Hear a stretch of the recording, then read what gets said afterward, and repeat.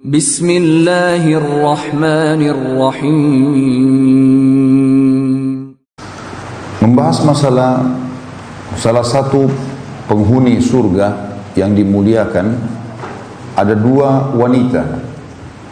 Pertama, wanita dunia yang beriman yang akan menjadi penghuni surga, dan tentu ini kita berharap seluruh muslimat ya, dari kerabat kita yang kita kenal dan yang hadir insyaallah di majelis kita ini, termasuk wanita ahli surga yang akan mendapatkan kedudukan yang lebih tinggi atau paling tinggi dibandingkan wanita yang kedua, yaitu bidadari. Karena semua wanita ahli dunia yang beriman kepada Allah akan menjadi pemimpin para bidadari di surga, dan banyak sekali keutamaan mereka. Yang paling sering menonjol disebutkan dalam Al-Quran dan Sunnah Nabi SAW adalah keindahan tubuh, kecantikan paras wajah, ya. Kemudian juga keabadian dari semua sisinya, ya, dari semua sisinya, termasuk ya, mereka akan dalam keadaan perawan selalu, walaupun setelah berhubungan biologis sama suami maka akan kembali lagi perawan begitu terus, ya. Ini yang disebutkan dalam dalil-dalil dalam Al-Quran dan Sunnah. Dan pelajaran sebelum kita masuk lebih dalam membahas masalah wanita penghuni surga ini, semua yang disebutkan di surga yang merupakan janji Allah, itu pertama pasti akan terjadi dan ada. Dan yang kedua, itu adalah simbol kehidupan orang beriman. Artinya digambarkannya wanita di surga bidadari, kecantikan tubuh, paras wajah, warna kulit, lantunan suara yang syahdu dan baik, itu semua menggambarkan harusnya wanita mukminah di surga seperti itu, di dunia seperti itu. Banyak muslimah yang tidak peduli dengan perawatan dirinya, memperhatikan kebaikan ya, yang Allah berikan pada paras wajah dan apalah ya, anggota tubuh yang mungkin dia bisa gunakan untuk ketaatan kepada Allah dengan suaminya, ini dilalaikan. Padahal sebenarnya bagian daripada syariat.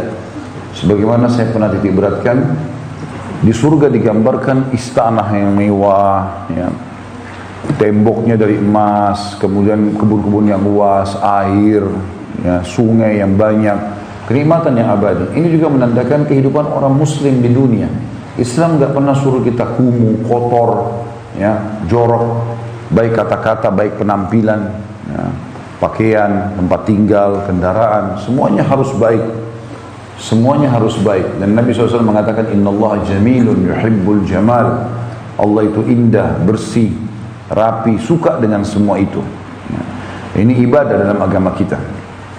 Oleh karena itu pelajaran bagi para wanita muslimah harus memahami dan mempelajari tentang bidadari surga, apa yang Allah berikan kepada mereka, dan mereka harus bisa menerapkan pada dirinya. Allah sebutkan tentang wanita ahli surga dalam surah Al-Waqiah, dalil pertama ayat 22 sampai 23. A'udzubillahi minasyaitonirrajim. Wa hurun 'ain ka'amsalil lu'lu'il maknun. Di dalam surga itu ada bidadari-bidadari yang bermata jeli. Ini ciri yang pertama. Dan jeli artinya mata yang bersih. Kalau mata seseorang itu putihnya putih bersih, karena jarangnya ya kena kotoran atau dikucek misalnya, atau terkena udara yang terlalu panas, maka biasanya matanya jernih. Ini biasanya kita lihat di matanya anak-anak kecil. Biasanya yang putihnya itu putih sekali ya, bersih kelihatan mata mereka. Nah itu namanya mata jeli. Dan ini ciri wanita ahli surga ya. Tentu bidadari bagian darinya, tapi wanita dunia akan seperti itu. Jadi walaupun dasarnya di dunia mungkin matanya buta, ya, mungkin matanya kecil, mungkin bulu matanya kurang, ini semua hanya di dunia. Kalau sudah di surga sudah berbeda. Dan ulama merincikan kenapa Allah sebutkan bermata jeli, kenapa mata yang difokus, ya. Maka kata para ulama, karena mata ini awal ya, tolok ukur orang itu cantik atau tidak, atau orang itu gagah atau tidak. Biasanya begitu. Kalau bola matanya bagus, maka orang akan mengatakan, oh orang ini cantik atau orang ini gagah, penilaiannya.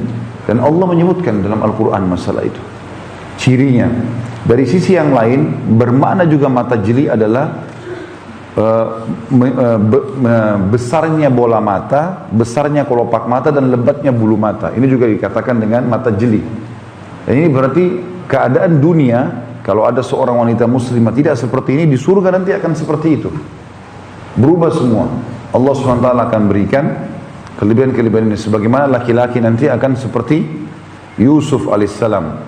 Tetap aja wajah kita seperti ini, tapi Allah berikan ketampanan dengan hikmahnya, maka orang seperti melihat Yusuf alaihissalam. Yang kita tahu wanita Mesir sampai memotong tangannya gara-gara melihat Yusuf. Lihat saja lewat sudah potong tangannya, tidak sadar kalau dia potong tangannya. Kalau kita biar juga lewat berapa kali orang tidak ada yang mau lihat gitu ya. Yang dimaksud dengan firman Allah SWT hurun 'ain. Perhatikan dalam bahasa Arab dalam ayat itu hurun 'ain. 'Ain itu sebenarnya mata ya. Hur artinya sesuatu yang menyenangkan mata. Dan ini juga ciri wanita ahli surga di dunia. Nabi SAW menggunakan kalimat ini berkata, wanita ahli surga, wanita yang kalau kau lihat kepadanya kau akan senang. Kalau kamu memerintahkan kepadanya maka dia akan patuh, dan kalau engkau lagi safar maka dia akan menjaga kehormatannya. Jadi disebutkan ciri itu di dalam sifat wanita mukminah di dunia, dan ini juga sifat di akhirat. Tapi bidadari dikatakan hurun 'ain, istilah buat mereka atau wanita di surga ini karena tidak akan pernah berubah. Tatapan matanya akan selalu syahdu, kalimatnya selalu santun, tidak ada lagi emosional. Ya, tidak ada lagi yang tua dan anak-anak, semuanya sebaya. Itu dimaknakan juga dengan hurun 'ain. Ulama tafsir juga mengatakan dimaksud dengan ka'amthalil lu'lu'il maknun, mereka seperti al-maknun, ialah tersembunyi lagi tersimpan, yang tidak berubah kejernihan warnanya akibat sinar matahari atau permainan tangan. Tadi saya bilang kalau dikucek mata kena matahari maka akan berubah warnanya. Biasanya bola mata jadi kuning, jadi merah. Itu karena terganggu. Tapi kalau bola mata itu mungkin orang di rumah sakit misalnya, dia dirawat dengan sterilnya udara, biasanya ada perubahan. Kalau dirawat sebulan, ada mungkin sakit, kakinya patah, itu biasanya pengaruh kepada mata. Kalau dia tidak membuatnya letih, ya. Itu makna daripada ayat ini. Allah SWT juga menyebutkan ciri yang lain selain bermata jeli. Dalam surah An-Naba ayat 31 sampai 33, A'udzubillahi minasyaitonirrajim. Inna lil muttaqina mafaza hadaiqa wa a'naba wa kawa'iba atraba. Sesungguhnya orang-orang yang bertakwa akan mendapatkan kemenangan, yaitu kebun-kebun dan buah anggur dan gadis-gadis remaja yang sebaya. Artinya umur mereka sebaya semuanya, ya. Sebagian ulama mengembalikan makna sebaya kepada hadis baginda Nabi SAW, kalau ahli surga semuanya umurnya 33 tahun. Tidak lebih sehari dan tidak kurang sehari, baik laki-laki ataupun perempuan, ya. Ini pendapat yang paling kuat sebenarnya dalam masalah yang dimaksud dengan kawaiba atraba atau gadis-gadis yang sepadan. Dimaksud dengan atrab, kawaid atau qaib adalah wanita cantik yang ranum. Di sini pendapat sebagian ulama, artinya Allah berikan tubuhnya sangat indah. Itu yang dimaksud dengan kawaiba atraba. Jadi makna gadis-gadis remaja yang sebaya selain umur juga memiliki tubuh yang sempurna. Atrab selain tadi kata kawaiba atraba, atrab artinya usia yang sebaya, yang tidak ada lebih tua atau lebih muda. Juga dalam ayat yang lain disebutkan, dalam ayat yang lain dari surah Al-Waqi'ah. Tadi itu dalam surah Naba ya. Al-Waqi'ah ayat 35 sampai 37 juga berbunyi, A'udzubillahi minasyaitonirrajim. Ciri lainnya, inna ansha'nahunna insya'a faj'alnahunna abkara uruban atraba. Sesungguhnya kami betul-betul menciptakan mereka para bidadari-bidadari dengan langsung. Berarti bidadari di surga tidak melalui prosesis kayak kita. Hubungan biologis dari sperma, dari sel telur, bayi, anak-anak, melalui proses tidak ada. Mereka mirip dengan malaikat. Diciptakan Allah langsung sempurna seperti itu. Itu dimaksud dengan ansha'nahunna insya'a, atau kami menciptakan mereka secara langsung dan kami jadikan mereka gadis-gadis yang perawan. Kata ulama tafsir, yang dimaksud adalah setiap habis biologis dengan suaminya maka akan kembali perawan. Begitu terus yang sifatnya abadi.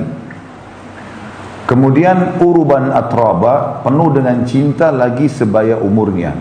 Ini ciri tambahannya adalah masalah diciptakan secara langsung, kemudian selalu perawan dan juga penuh dengan cinta. Kalau sebaya umur tadi sudah disebutkan dalam firman Allah tadi surah An-Naba. Dan ulama tafsir juga mengatakan dimaksud dengan penuh dengan cinta adalah cintanya tidak akan pernah berubah sama suaminya. Itu yang dimaksud dengan cinta, dan ini pujian Allah kepada bidadari yang akan melayani hamba-hambanya di surga.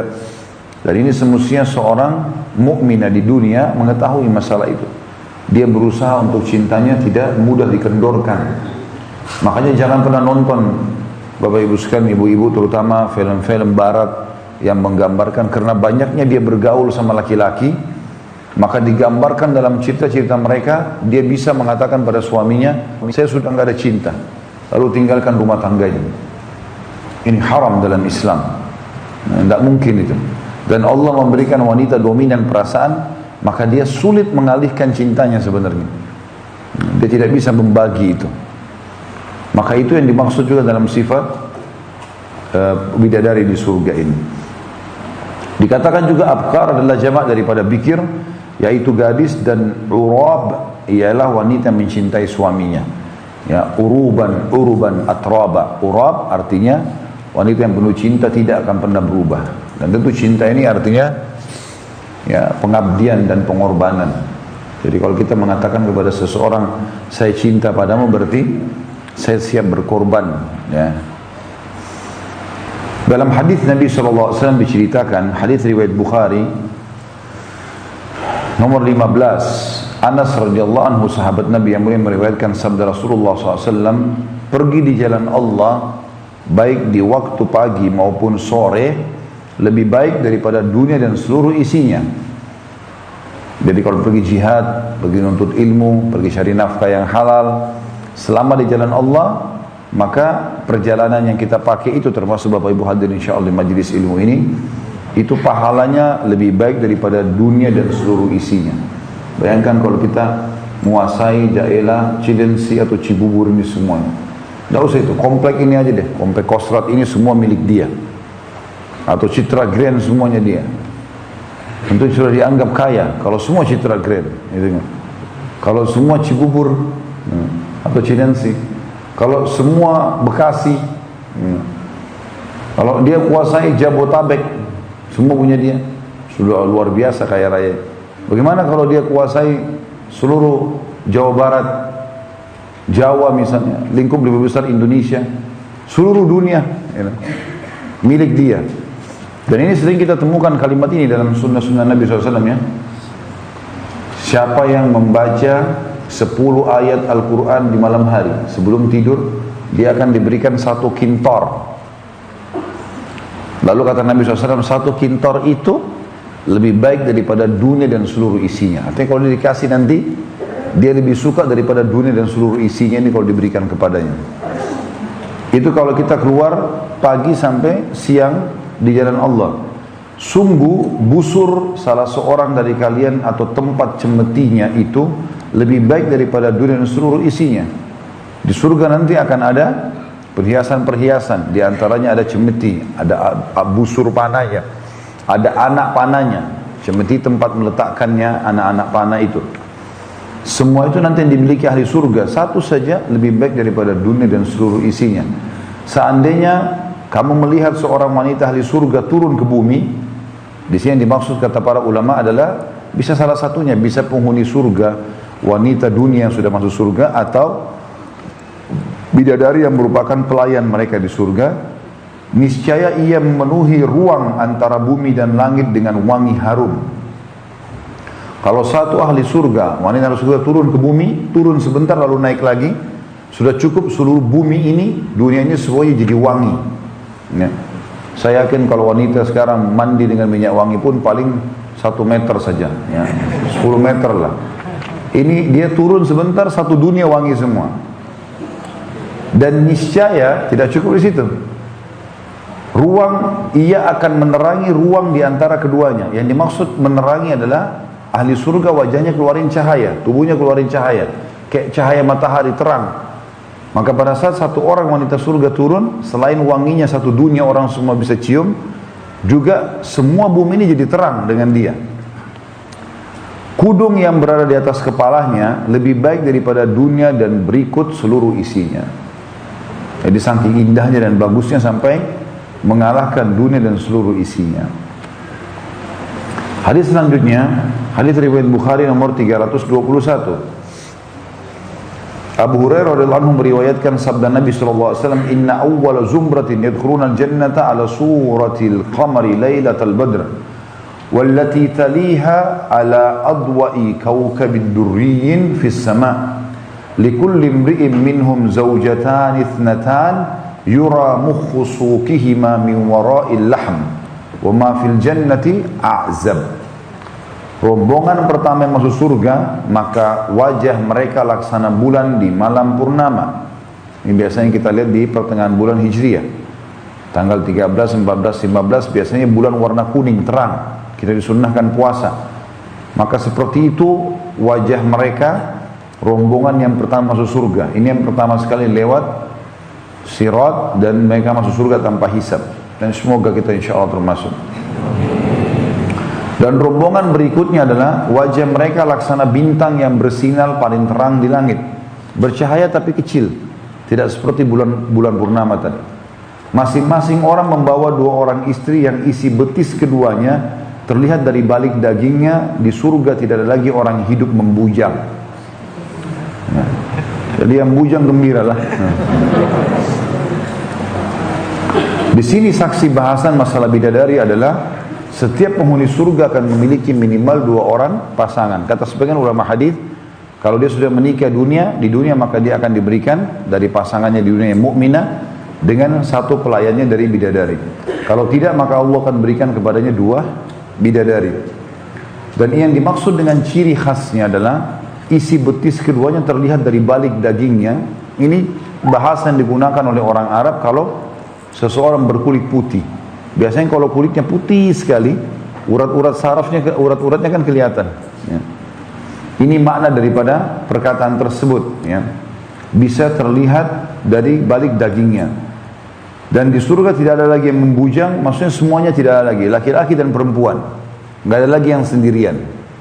Ulama menjelaskan tentang masalah bagaimana kalau seseorang meninggal belum sempat menikah, laki-laki atau perempuan. Maka kalau laki-laki dia akan mendapatkan dari bidadari, kalau perempuan dia akan dinikahkan dengan salah satu penghuni surga yang Allah tunjukkan untuknya. Ya. Tentu kalau dia pernah menikah pun, ya, kalau dia pernah menikah dan dia cerai, selama dia belum menikah lagi sama orang lain, kalau suaminya itu memiliki derajat yang bagus di surga dikembalikan kepada suaminya, walaupun sudah cerai di dunia.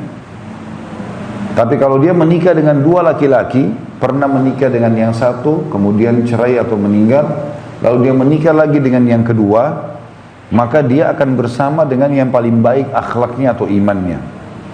Sebagaimana perkataan Ummu Salamah radhiyallahu anha yang berkata, "Ya Rasulullah, bagaimana nasibnya dengan wanita yang memiliki dua orang suami?" Karena Ummu Salamah ingin bahasakan dirinya, cuma dia malu.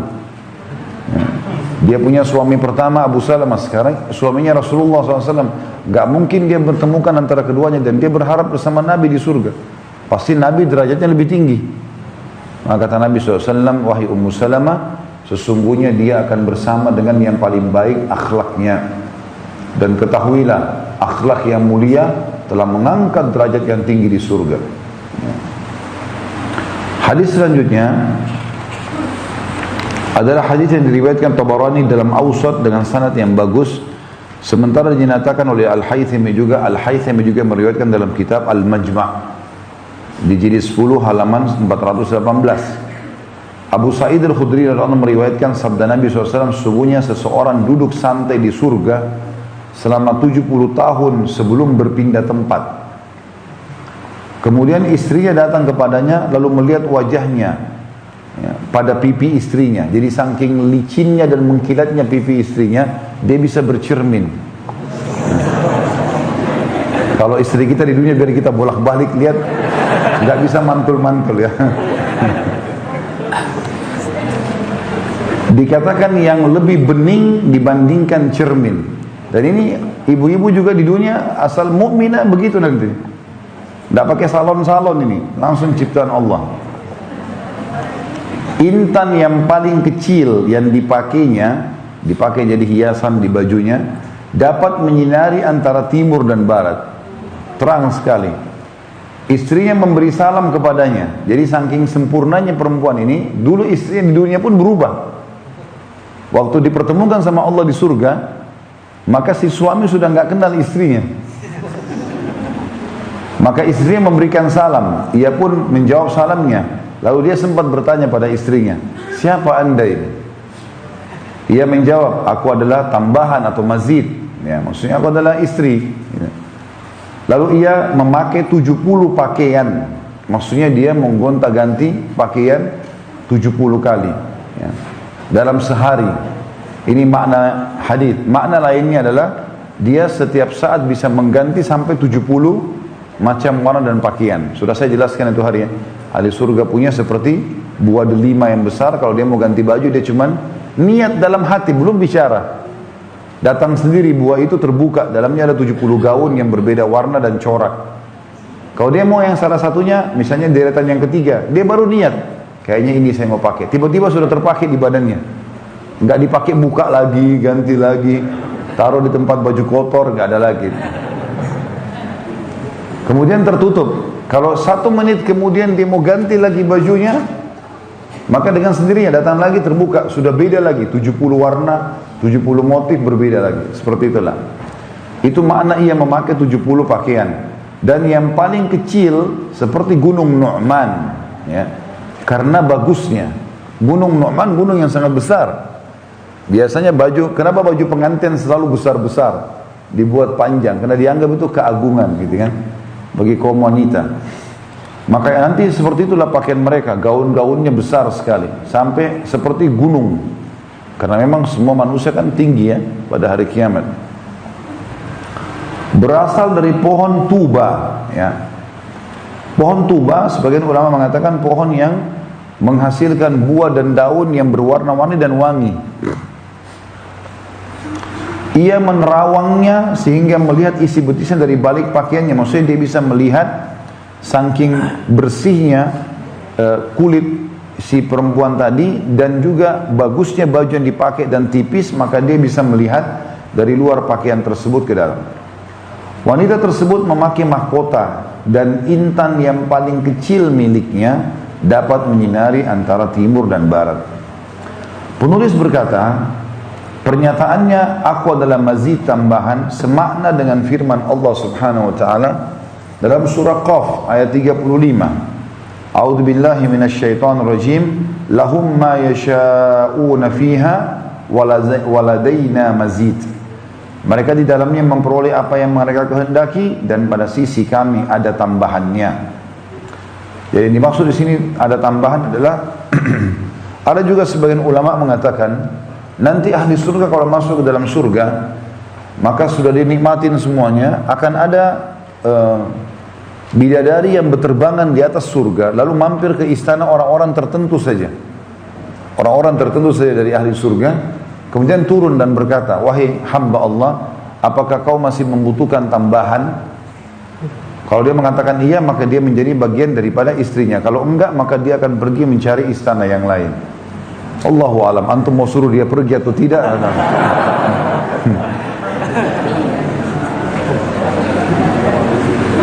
Dan An-Nu'man yang dimaksud adalah sebuah bukit di Arafah. Ya, ada bukit yang besar di daerah Padang Arafah. Dan tuba adalah pohon yang mengeluarkan pakaian-pakaian ahli surga. Dan saya sudah bilang tadi, tuba ini adalah pohon yang daunnya, buahnya berwarna-warni, indah, dan mengeluarkan wangi yang tercium. Terakhir di pasal 17 ya, tentang masalah bidadari ini, dan ini menandakan surga sudah ada, bidadari sudah ada sekarang. Termasuk di surga ada juga bidadara ya. ya, laki-laki. Kalau dalam Al-Quran dikatakan wildanun mukhalladun, wildan, jadi pelayan-pelayan laki-laki. Ya, tapi bedanya kalau pelayan laki-laki tidak akan melayani biologis wanita ahli surga, karena dia akan sama suaminya. Beda dengan bidadari, maka akan berhubungan biologis menjadi istri laki-laki ahli surga. Dalil yang salah satu dalil yang sangat jelas kalau surga ada dan bidadari sudah ada adalah hadis ini. Hadis yang sahih diriwayatkan oleh Ahmad dan Tirmidzi dan Tirmidzi menyebutkan nomor 7069. Muadz bin Jabal radhiyallahu anhu meriwayatkan sabda Rasulullah SAW, la tu'dhi imra'atun zawjaha fid dunya illa qalat zawjatuhu minal hurin 'ain la tu'dhihi qatalakillah fa innama huwa 'indaki dakhilun yushiku an yufarikaki ilaina.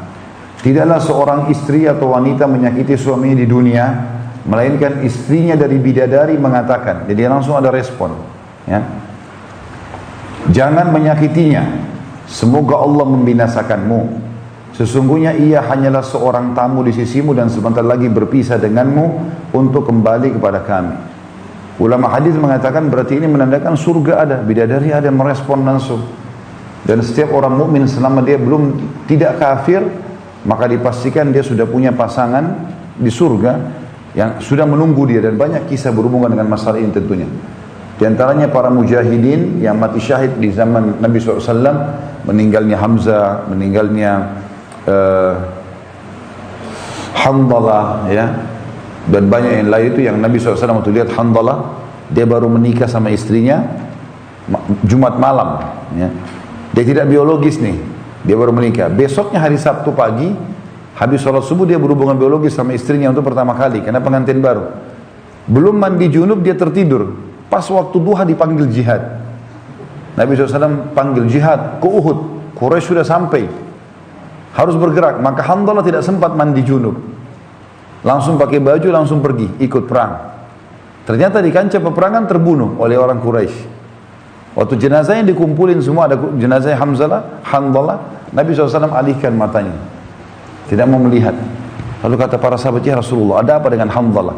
Kata Nabi SAW, saya diperlihatkan oleh Allah istrinya dari bidadari menjemputnya. Jadi ada datang, ruhnya lagi dijemput. Kemudian juga ada hadis yang meriwayatkan, sekarang Handalah sedang dimandikan junub oleh para malaikat.